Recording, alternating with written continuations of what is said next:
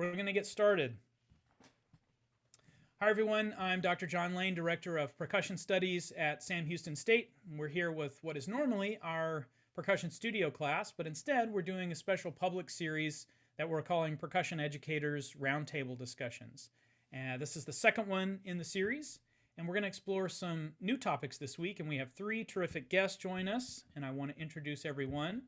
First, Jaime Esposito, performer and educator based in Dallas, co-founder of the Spectrum Ensemble, a nonprofit dedicated to highlighting LGBTQA+ composers performers. Jaime has performed nationally and internationally in a variety of chamber music and orchestral settings. They perform frequently with orchestras in the North Texas region. As an educator, they teach private lessons and front ensemble at LD Bell High School in Hurst, and have taught a number of other programs in the North Texas area. Patricia Islas, also based in Dallas, takes on a number of roles: performer, composer, arranger, adjudicator, and educator. She's arranged and taught for a number of award-winning high school programs in the Dallas area, works as a clinician and adjudicator, and has worked with DCI groups Southwind and Blue Knights. Currently, she composes and performs with her contemporary duo, Team Islas, and would also note that the group has performed with Grammy-nominated and Grammy-winning musicians. And rounding out our roundtable, we have Mario Luna, who has over 20 years of experience in the field of fine arts education, starting with a career at Carroll High School in Corpus Christi. He was the assistant director at Nimitz High School before teaching at Forney High School, where he now serves as the full-time director of fine arts. Under his direction, the Forney High School band program has received a number of local, state, and national recognitions. Forney ISD was also named among the best communities for music education by the NAM Foundation. And I'm really glad to have you all here today. Thank you so much for being here in our studio class. And let's just get started. The format, as I mentioned, is that I'll have a few questions to get started with, and the idea is that we'll just kind of go around the virtual round table here and get your responses, and then nearer to the end of the hour we'll invite the students to ask some follow-up questions or anything that they would like to ask any of you. So, shall we get started? Everybody ready? All right. The first question is this. Something that defines the 21st century musician and music educator is that one must wear many hats. So both Jaime and Patricia maintain very active performing careers in addition to their teaching. And Mario, I'm guessing that your role as a director of fine arts also has you taking on a variety of roles that may or may not be related to your previous experience as a band director. So I'm interested to hear your approach about how you balance all your activities and all your roles in everything that you do. So let's start with Jaime. Can you want to take that one? Sure. So I would say I actively don't maintain balance, and part of knowing that is taking care of my emotional health. So I'll check in with doctors, I'll check in with psychiatrists to make sure that I can be stable and balanced. And part of what I've learned with that is balancing so many different hats is you need to prioritize which one's the most important. And with that also, because it never stops. There's always going to be something. So you're always going to be juggling those different hats. So how can you start right now juggling these different hats? So you need to also pick one that's going to make you happy. So for me personally now, family is first. And most everything will come after that. But I would say that in terms of gig life now, being out of college or preparing for music, I know how long something will probably take me to learn. So depending on how hard something is, I'll definitely plan. I'll do that part where it's just oh, I know I should start practicing, but I don't. But I just keep telling people oh, I really need to start practicing. And then that next week, where we're 2 weeks out, that's when I'll actually start practicing pretty hard. 2 or 3 weeks out is when I know I'll do it. So knowing myself and my habits now help out a lot in terms of getting done when I need to get done. Great, thank you. Patricia?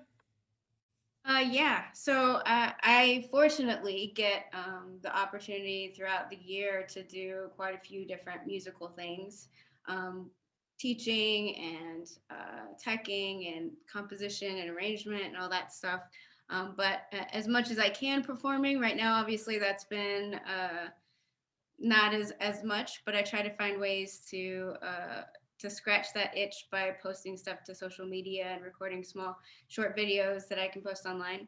Um, but I think, uh, regardless of whatever career path you go down, whether it's music related or not, I think we all wear different hats all the time, right? In our careers as maybe a coworker, but also, as a parent or as a boyfriend or girlfriend or a friend or a roommate, right? And so, with all the different things that I do musically, I don't view them as separate things. I try to, I believe that they're all kind of different sides of the same thing. And anything that I learn through teaching, for example, I try to find a way to utilize those lessons in how I write and how I arrange, and also in my performing. Like the, I think all the different things that I do potentially strengthen all the other things that I do. So because I still play music a lot and I'm very passionate about that, I take that awareness that I've learned playing vibraphone or playing marimba at a high level and explain that to my students because I'm still constantly thinking about those processes. Similarly, if I have a problem in my own playing, I have this like huge bank of data on problems that are very common for the musician. And I have multiple solutions that I've helped students figure out how to solve. So I can identify those problems in my own playing so much faster now. And I know, 10 different ways that I could go about fixing it in my own playing. So it's not so different for me. Um, Obviously you're going to get stuck with some things that you don't have experience doing, and those can be very frustrating. But I think it's also really important to start to collect a group of people that whose opinions that you trust and whose tastes that you agree with and who have skills that are better than yours at certain things so that you can throw ideas off of them and ask for their advice and sometimes pay for them to do it for you because ultimately you're going to run into a bunch of stuff even if you try to be diverse in your skill set. You're going to run into stuff that you can't do and roadblocks, and having those people that you can trust that will do a great job is invaluable for sure. That's great. That's great. And we might come back to that concept of networking and finding your community, that kind of thing. We may come revisit that. That's such a deep well that we can talk about. Okay, Mario, would you like to respond to this one? Yeah, I mean, I think the two words that kind of come to me is in my role. I mean, because I supervise about 80 teachers or so. I mean, I pretty much have to be organized. I mean, that is like a super big component of what I do. Because I mean, I deal with art and choir and band and music and theater and all sorts of things. So I mean, I've got to stay on top of all the things going on. Another word that comes to mind with the question that I read was the current times that we're in. I mean, we have to be flexible, just because everything that we work with right now. I mean, this is not how we learn to do things. So we just have to be like extremely flexible with all sorts of things because I didn't know that I've had to research sanitizers and things like that, and it's important because I mean, when all this COVID stuff started happening, we bought all these sprays and sanitizers, but then we started thinking about can we put these on instruments? I mean, what's that going to do to rosewood and things like that? Which, I mean, we didn't go to school to be scientists, so. But yeah, I mean, just in a nutshell, I think the two big words are for me is just finding a way to stay organized and just be super flexible with what we're doing, because we're fortunate to still do what we're doing here in a Zoom, where there's some places that just don't have this set up. So Mario, I wonder, just because you have such a unique position as sort of an administrative role as the director of fine arts, I don't know that a lot of the students would know exactly what a day-to-day would be for that position. I mean, they have an idea what a band director does. They have a pretty good idea about how a person who wears all these different hats doing teching and teaching lessons and things, doing that sort of role. But the administrative thing, I don't think we have an idea about what that is. Can you tell us like what it is when you say you manage 80 teachers? What does that actually mean? What is your kind of day-to-day? And that's a good fun question, because I don't have the same day every day, and that's what's kind of cool about the job. I mean, I was up there, this afternoon just doing a inventory for our marching bands, and it's basically I just make sure that our folks just have what they need to teach. As far as supplies, as far as safety stuff now, as far as PPE, as far as curriculum, as far as, I mean, it's really everything that's behind the scenes. Okay, great. Thank you. All right, let's go back to Jaime. All right, Jaime. And I think I mentioned this before, most of our students, I'd say probably about 85% are music education. We do have music therapy and performance, a few of those. But what I want to do is imagine, let's go back to when you were an undergraduate, and what one piece of advice do you wish you had given to your undergraduate self? I have so many things I would have liked to tell myself. The first one, there's like a couple things. One, don't wear pajamas. Just don't do it.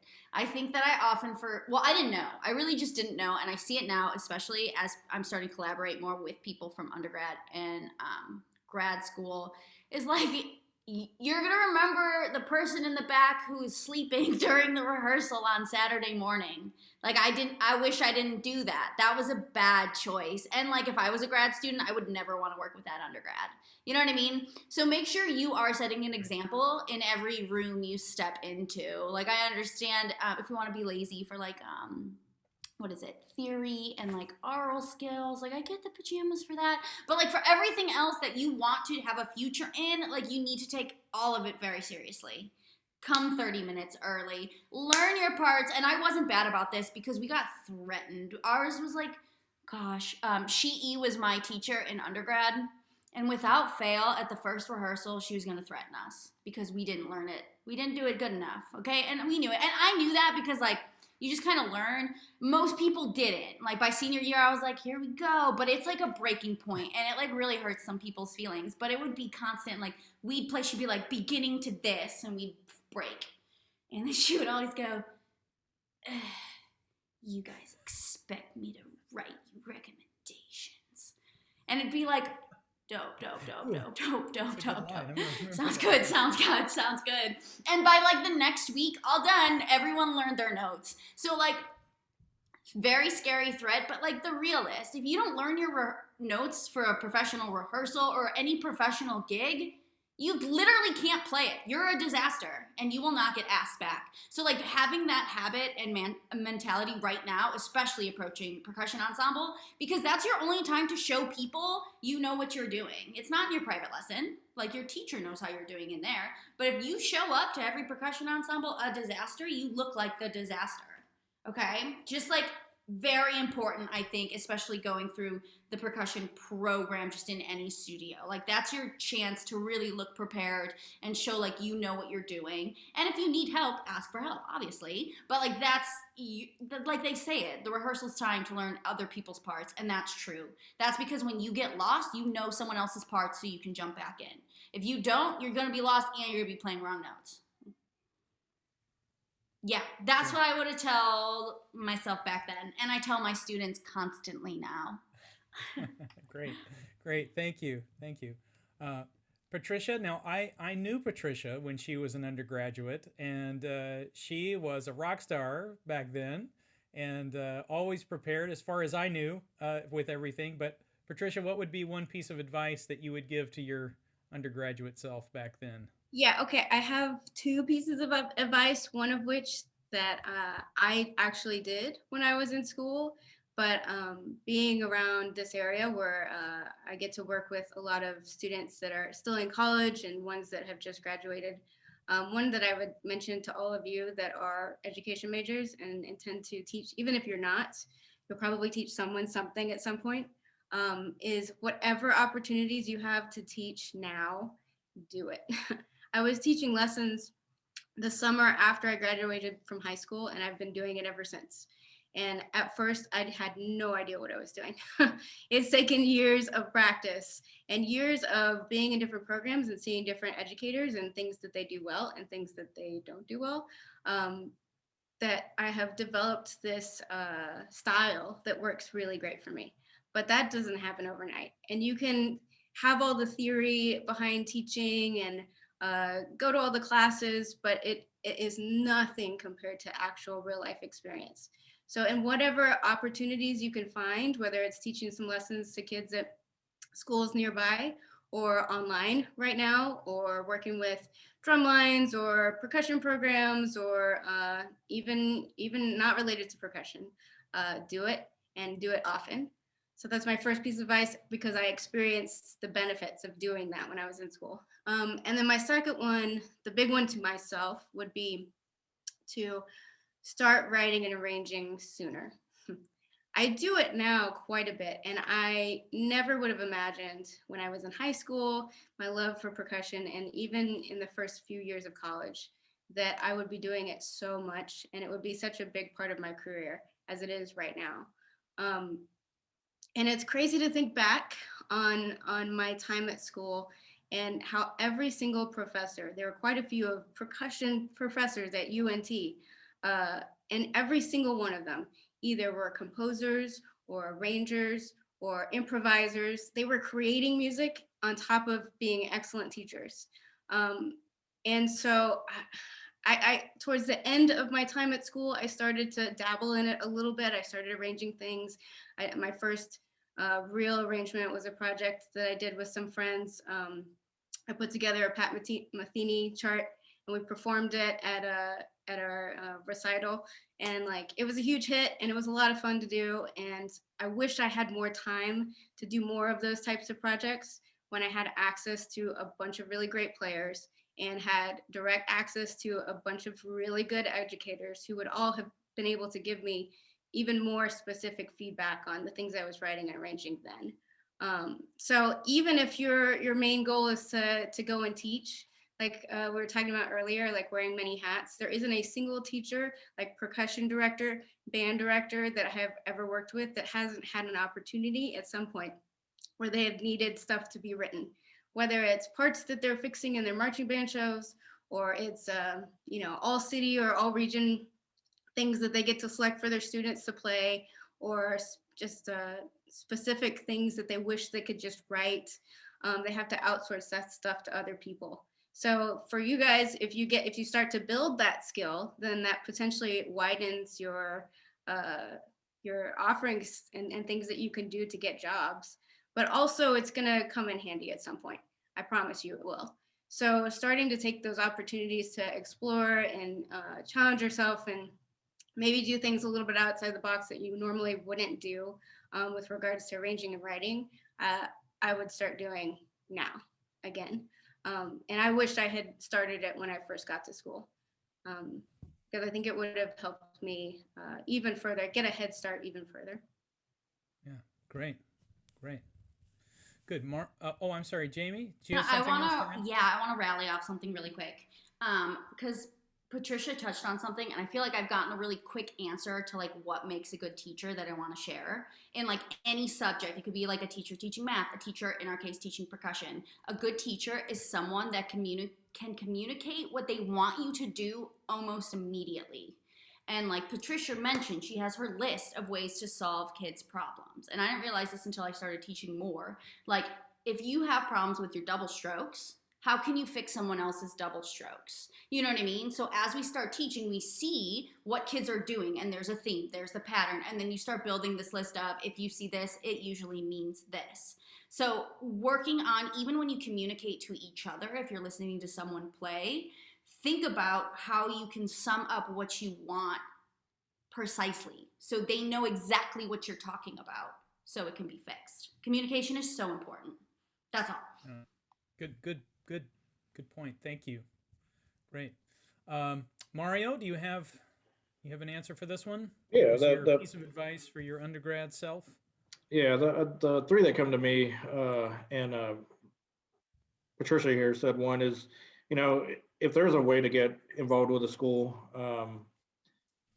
that's something that I did. So it's not something I forgot to do. It's just, that helped a whole bunch. And it is hard to get into a school right now, obviously with everything going on, but I'm sure most schools won't turn away free help. So if there's, that's just something to think about. If you plan to go into education, this is a good time to just work on your skills and just practice and practice, practice, because once you start teaching, there's really not a lot of time to just do all that in practice.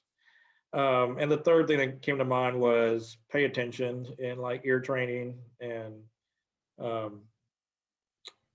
music theory one, because if you don't pay attention in those classes at the early level, the second level gets harder, and you didn't understand the first level, and the third, just gets harder than the first. So, I was one of those that, I came from a high school setup where, there was no music theory class or anything like that. So the first time I got all this stuff was freshman year, and it was pretty overwhelming.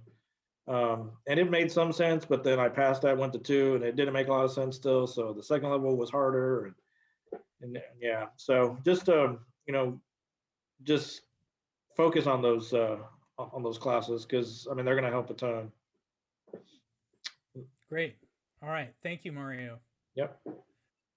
Okay, so the next topic that I have is about diversity and inclusion, and the question is, what ways and how do you promote diversity and inclusion in your work or teaching or any aspect of your life? How are you doing that these days? Jaime? I'm like a walking gay flag at this point in almost everything I do. The nonprofit and this, I think this is an important time to have organizations like this, like with Spectrum Ensemble, who are willing to have conversations to help people who have questions about the queer community. I'm presenting myself and I think Steve and my duo partner we're very good at, if something was said that we think is off color, we'll go approach the person and see if we can have a conversation about it. And we're not trying to fight anyone, because we know usually it's not intended in harmful ways. So I take a lot of opportunities, especially. So one example I have is I had a student. If someone says that's so gay, you need to tell them to stop. Just at the barest form. We don't use gay synonymously as stupid anymore. Hopefully y'all aren't doing that. The same reason we don't use retarded as stupid anymore. It's just not nice, because everyone has feelings, whether they're queer or whether they have learning disabilities. So it's really unfair to use those words like that. So I had a student who came in after Christmas. He was a little 7th grader. Dope purple shoes. He was real mad when I called them purple, because they were red and blue, but they were mixed together. So they were obviously purple shoes. And so then a couple weeks, it kept being love the shoes. All of a sudden, 3-4 weeks later, no shoes. I was like, what happened, buddy? Where'd they go? And he was like, my dad and brother told me they were gay, so I can't wear them anymore. And I was like, oh my God. Because he didn't have that opinion. He didn't. His parents did, and now that's his opinion. And so I obviously confronted his mother, because you have to. In these situations that are uncomfortable, I have the option to just let it go or bring it up. And letting it go only hurts me. Those are called microaggressions, and they build up and they make you want to explode. So I talked to his mom, and I was so thankful that she was super helpful. She was willing to have the conversation. But as typically as it goes, she said, oh my God, of course we have gay friends. Like, we didn't mean this. Having any minority as a friend does not exempt you from the shitty thing you just did. Okay? So I was like, for sure, but let me break it down why this is upsetting. And I told her that now this is Tyler's opinion, and he's probably going to say it to someone now. Because someone said that's so gay to him, he's going to repeat it. And now because he repeats it, he's probably going to say it to a kid who might be questioning his sexuality. And this whole vicious cycle keeps going and going and going. As a teacher, as a music therapist, blah, blah, blah, all the things, like, our only job really is to create good humans. And if we create good humans, they're going to make the right choices.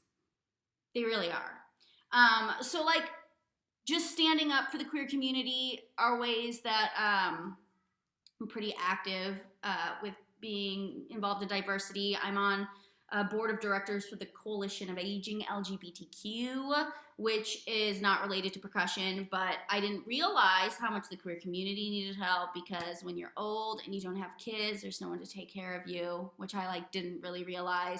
So I'm learning all of these different avenues, and I'm trying to mix them in with percussion. So I'm hosting this and tell your friends, actually, if anyone has music that is you are either queer or you play something by a queer composer, if you pay for at least 20 minutes, I can pay you through the coalition. So tell your friends. You don't have to be at you just have to give me a piece of music, okay? So tell your friends. But that's another way I stay involved.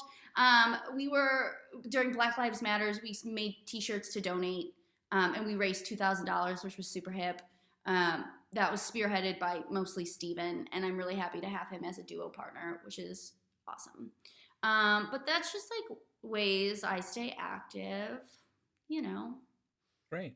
Yeah. Thank you for that. Yeah. All right. And Patricia. Yeah, so doing all the diverse things that I've done, I've never been a percussion director or a band director throughout my whole career. I've always tried to take on a lot of side things that have kept me busy, for sure.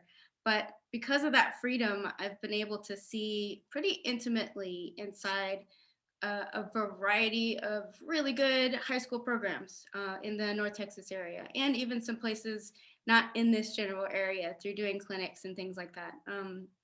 So I've seen it all, right? I have taught at schools where the white kids were by far the minority. And I've also taught at schools where there wasn't a single student at the school that resembled anything like me. And regardless of who stands in front of me, who stands in front of me as a teacher, I feel like I am always a representative of everything that I am, right? The things that I've chosen to be and the things that I just am. Because of my gender and my race and my height, I am very short. And just a good quality, responsible, dependable adult, I feel like I have a responsibility to uphold a certain level of consistency for my students in the things that I say. I don't tell them things that I don't also believe. And the things that I do. I don't expect of them to do things that I wouldn't do myself or don't do myself. And of each of them, regardless of their gender, race, age, experience, how much money their families do or don't have, how cool or not cool they are, I expect all of them to come with a certain level of effort and take responsibility over their own improvement. And as a teacher, I want for every single one of my students to be successful. So I feel like it's important for me to describe to them, explain to them that everyone's going to feel some kind of discrimination. I mean, if they're high school students, they probably already dealt with it at some point. They kind of know what I'm talking about, but it could be because of your gender, it could be because of your race, but it also could be because of your age or your experience level or who you know or who you don't know. And you have some options to how you behave and react to that, right? You can decide to get salty about those situations and be really upset and emotional by it and get sucked into that. Or you can make the decision to use that as motivation to push to work on your skills, to push to cultivate your strengths and to chip away at those weaknesses that you have. And the next time that it's unfair, hopefully because you have become more valuable, it sways in your favor. But I've always tried to stay away from, or I never really liked the, oh, she's good for a fill in the blank, you know, as anything, because I feel that's a bit of an insult to whoever or whatever that person is or identifies as. But instead, it's always been about excellence just for the sake of excellence. And I try really hard to instill that in all of my students. Great. Thank you. Thank you. Okay, Mario. Yeah, I mean, in my role, it's a little different. Fine art teachers have a lot of personalities.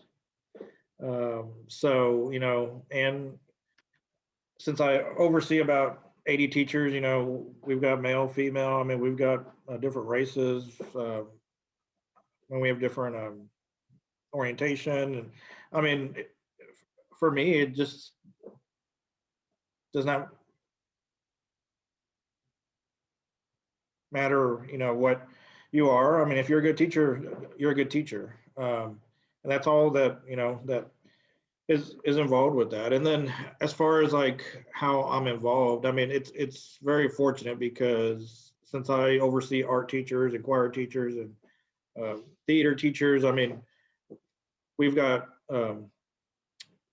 schools that work on monologues for like Black History Month, you know, Cinco de Mayo. I mean, like just all these different things that we expose our students to. So I'm just in a unique situation where I'm around so many folks that work on diversity.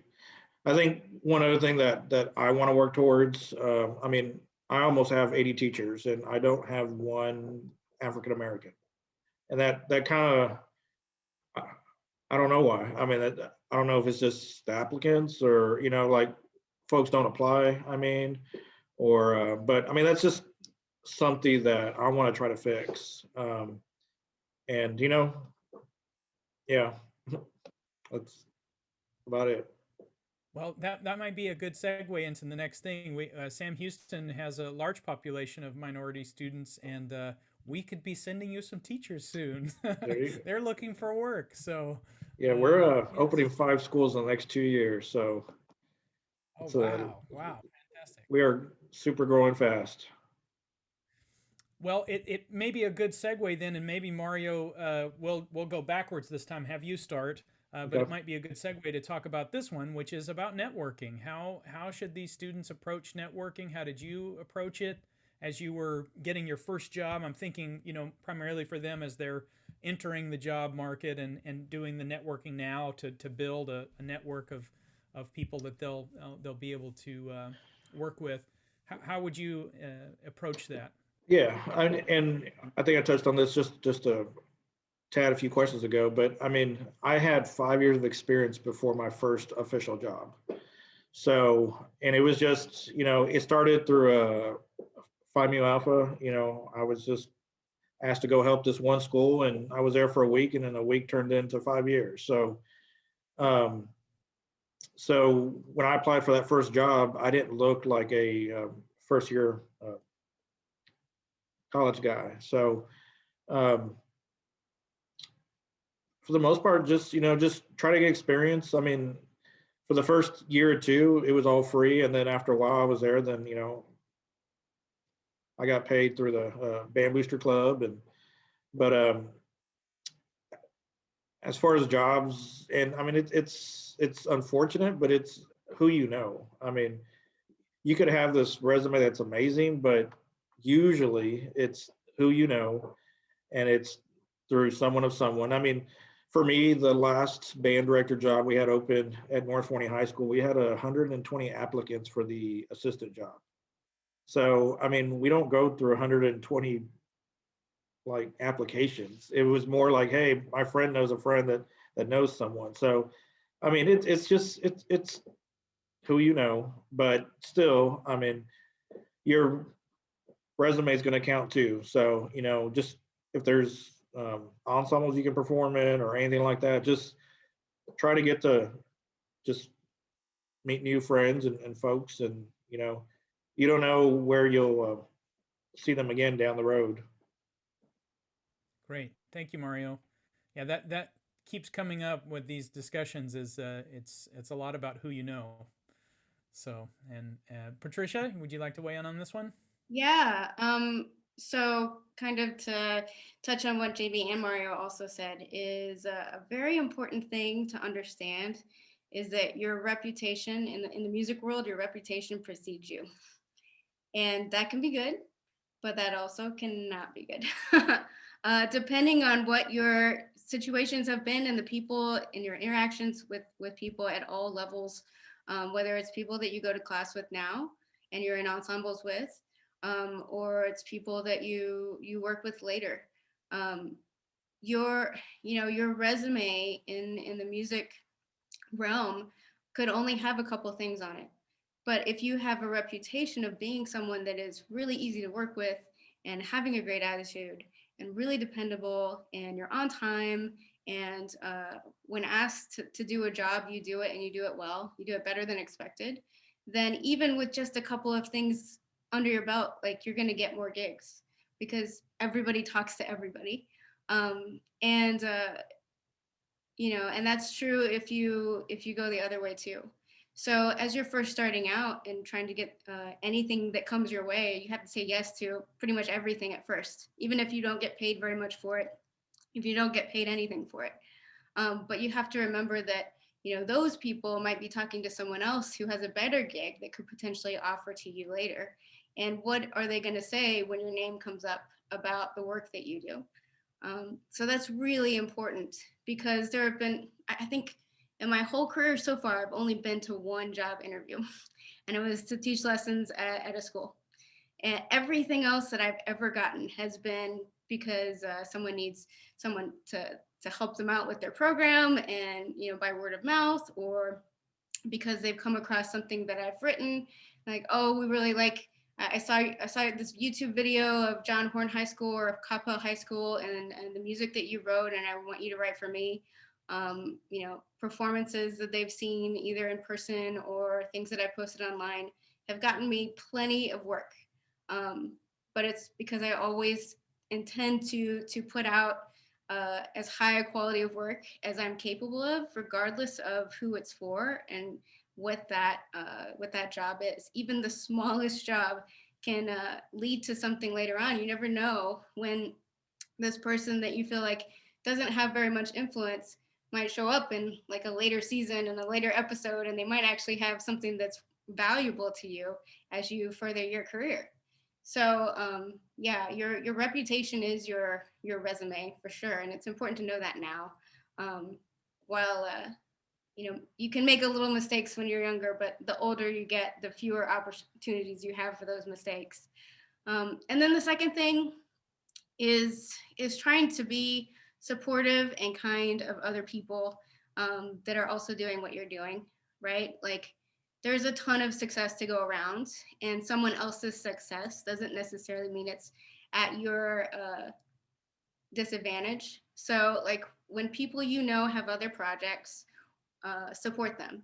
When people have performances, like go see them.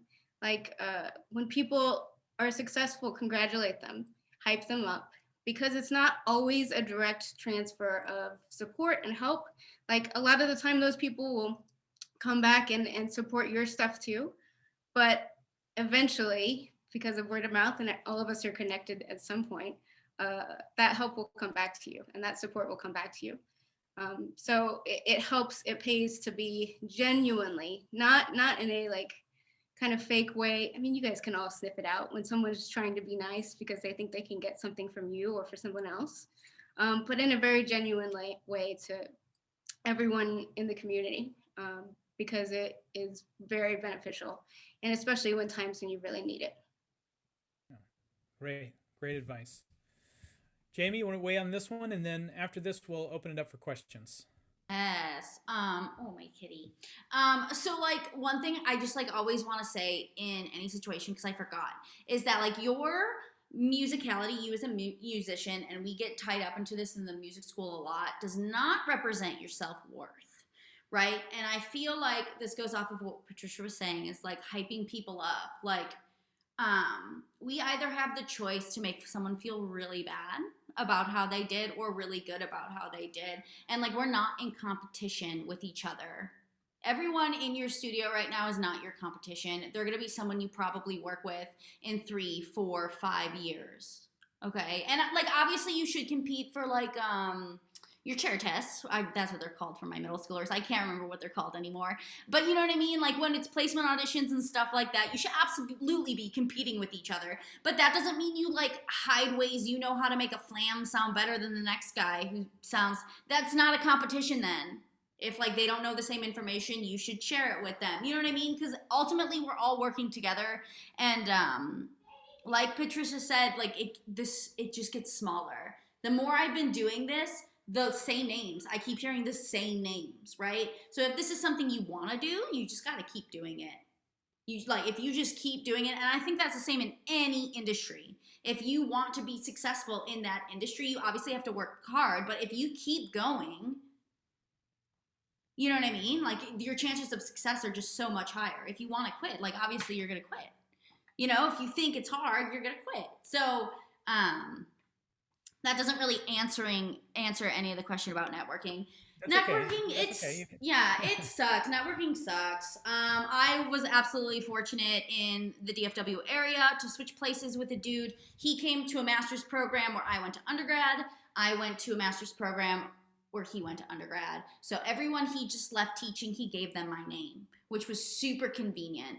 I will say that like in terms of like DCI stuff, because I don't have DCI training, no one will hire me. Like really big name schools, like will not hire me for front ensemble stuff.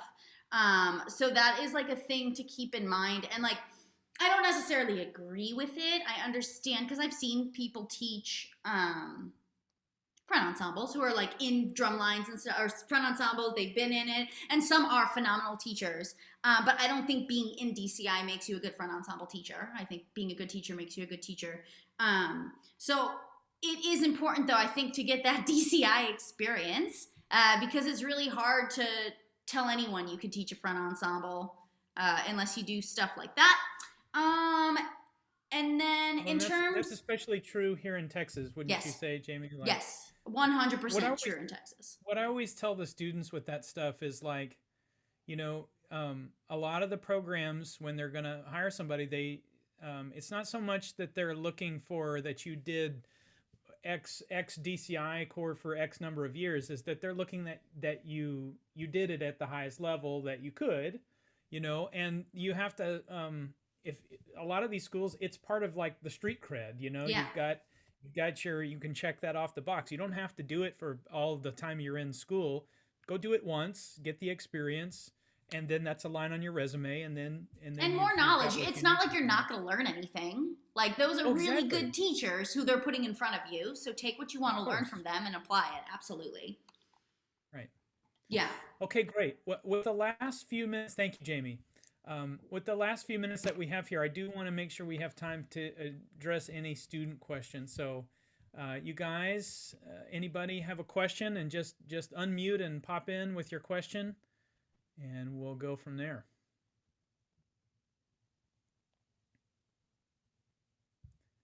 Stunned them all into silence. Very talkative bunch. Hi, I actually have a question. All right, Trey. Yes. So this one's more specifically for Mario, but everyone else can chime in if you want to.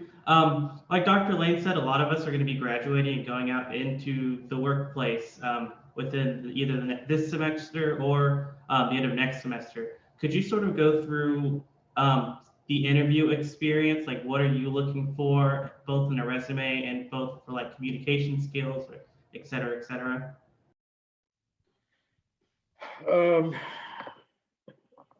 let me think here. Be patient if you don't get a job this first year. I've noticed the job market for some reason is very saturated. Um, we have two alumni from Forney High that are helping at Forney High because they graduated this past year and they could not find a job. I've noticed recent applicants have taken a job that they don't want. Some have taught elementary like music courses because I'm sure everyone here wants to teach high school percussion, I would assume. And I think everyone in this room knows that we are super blessed in this state to have that position, because if you leave outside of the state, I mean, I don't know very many states that have like a percussion teacher. As far as applying for jobs, just kind of what we came back to. I mean, just try to get some experience, just doing anything, teaching lessons, working with schools. I mean, because that's going to kind of show up. When we look at a percussion teacher, I guess for us, trying to find someone that is, I don't know, because we've not had to hire a percussion teacher in a long time. Someone that's a little diverse. I mean, obviously now with electronics, I mean, that is like super key. I mean, it's not a requirement because not every school teaches those things, but, someone that's just not a snare drummer, of course, someone that can handle a front ensemble, a concert band. I mean, you might want to consider, trying to learn more of the concert band side too. I know everyone here wants to teach just percussion, but you might be more marketable if you want to be a band director slash percussion person. I was super fortunate to kind of go the percussion route, and I've never really stood in front of a concert band, which that's good and bad. I mean, it's kind of bad now because I can't fix problems when I step into a school, but percussion wise, I can always go back there and be like, hey, do this though. But sometimes I tell my students, Mario, that like to think about perspective in the long term when it comes to like just teaching percussion or being a band director. And sometimes I will even encourage students to take jobs where they have that third band or the last band or something, just so they get that experience, and they might find that in 15, 20 years, if they stick in being an educator, they might not want to be 50 years old and be standing teaching 8 on a hand to the drum line. They might want to have a bigger role in that organization or in the concert side of things. So I often tell my students to try to get that experience, and some of them do just want to do percussion, but I think a lot of them are open to having being a director of a band or having those other experiences in education. Yeah, it's going to be interesting the next year or two. I mean, with funding from the state, we don't know what funding is going to look like because we just went through a pandemic and we're still in it.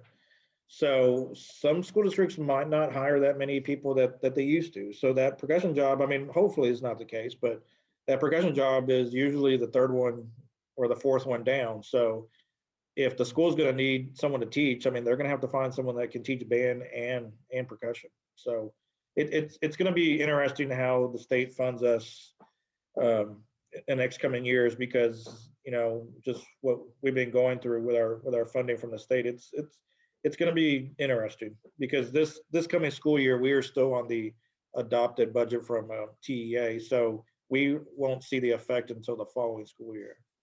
Right. Jaime, yes, please. Yeah, I had a roommate when I was finishing my master's, and she just graduated with a degree in, I don't know what instrument, but she wanted to be a band director.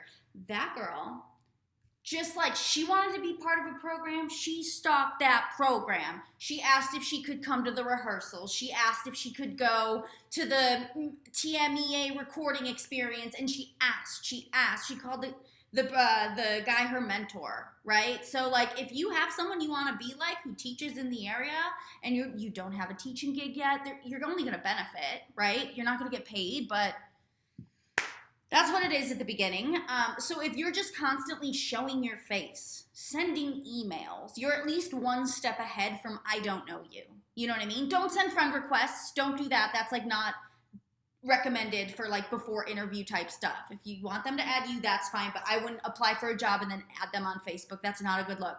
But I would say that really just making it known that you're interested, you like it, you like what they're doing, and find a bunch of different programs and just keep showing up. Well, ask permission, obviously, but then just keep showing up. It worked for her, and I feel like it can work for you. Yeah, it's great advice. One of the things that I did when I figured out that sort of college teaching was what I wanted to pursue, whenever I decided that was going to be the thing, then I started doing the networking thing of talking to people that were doing the thing that I wanted to do and say, how did you do that? Like, how did you get a job? What, and then looking at the curriculum that they had and figuring out like, well, okay, so that's how they do it over there. Okay, now how did this person do it? And just sort of finding the people that are doing the thing that you want to do, and then approach them and ask them, how do you do that? What, and like that, if it's in a position where you can physically be there and shadow and learn from the person in that way, well, that's even better. But even just establishing contact and networking, doing what we're doing right now. And it's funny, like I remember when we did the last session last week, I talked about like, okay, I knew this guest from then, I knew this guest from then. I could point to, all these times. Patricia was at UNT as an undergraduate when I was a master student there. Jaime, I only met Jaime today, but I saw the presentation that she gave at PASIC this year for the diversity committee, and I saw that and I thought it was terrific, and so I reached out to her. Mario, I think I did like the Forney Day of Percussion or so a few years ago, and so we had connected then. So I think it was you're like, the 6 degrees of Kevin Bacon. You're like, it's like we're very, very close, like degrees of separation. Once you start, this world is so small, especially the percussion world is so small.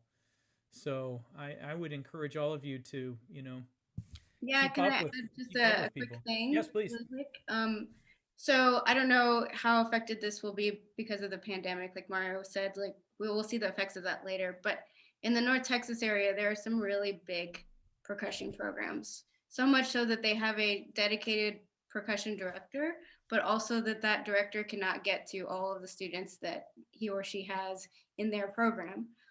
So then they have hired percussion assistants, or in some cases it's a paraprofessional where they're teaching a couple of middle school classes, maybe some beginner classes. They're working with the drumline, and they're also getting an opportunity to teach a bunch of lessons. So all of that combined becomes a full-time gig. And it's, I think, a great position for someone who is younger that doesn't have as much experience to get into one of these programs and kind of see with help what that actually looks like, because whatever you think it is way more than that in real life. And it also gives you opportunity to prove what your skills are. And start to cultivate those skills to an even higher level around at least the guidance of another percussion teacher, or also in most cases really awesome, incredible band directors. So staying open to your options and kind of investigating that, like you can find anything out on the internet now, like research that stuff. Those types of positions are constantly changing over because those people will go and get a gig of their own, or they will change careers. So those positions change a lot, and they're always looking for really quality and very willing people to fill those spots. So if you interview at a bunch of places and you put your resume in and you don't get any hits, like do some research at what programs have these types of options available, and get in there and start talking to the staff. that can really help, I think. Great. Well, I'm looking at the time. We're at 4 o'clock. I don't want to keep any of you beyond the hour. So thank you to our guests, Jaime, Patricia, Mario. Really appreciate you being here and sharing with the students. Thank you so much. And yeah, I thought this was great. Thank you all. Thanks for having us.